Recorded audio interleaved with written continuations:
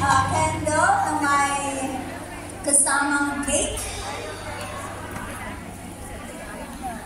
Makishare na lang po kayo sa inyo pong katabi para mas mabilis po. At habang bago po kayo ipanalangin, maaaring manalangin po muna po kayo. Short prayer po bago nyo inipan ang inyong mga candle. Sige po, count 1, 2, 3. Mag-pray po kayo. Ang prayer po nyo sa Lord, and then sabay-sabay nyo po i-blow ang inyong pong candles. Sige. 1, 2, 3. Blow! Happy birthday! Siwag po na po kayong bumalik sa inyong kinukuhan. Umarap po kayo sa akin muna dito. Dahil may word po ang Lord sa bawat isa po sa inyo. Ang sabi po ng Lord, ito po ang salita po niya at ang promise po niya sa inyo.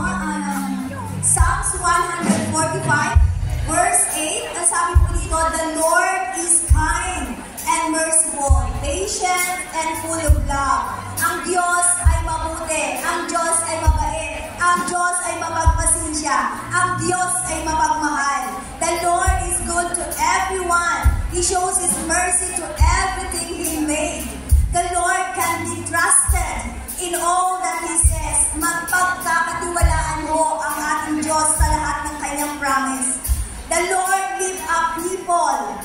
Ang sabi mo ng verse 14, have faith, have boldness. We help those who are in trouble. In verse 15, all living things look to you for their food, and you give them food at the right time. You open your hands and give every living thing all that he needs. Everything the Lord does is good. Everything He does shows how loyal He is. Kung loyal po kayo sa Diyos, mas higit na loyal ang Diyos sa inyo. The Lord is near. Ang Diyos ay napakalapit po sa bawat isa sa inyo. The Lord is near to everyone who sincerely calls to Him for help. He listens to His followers and does what they want. He answers their prayers and saves them. The Lord protects everyone who loves Him. Praise the Lord. Yan mo ang promise ng Lord sa bawat isa sa inyo.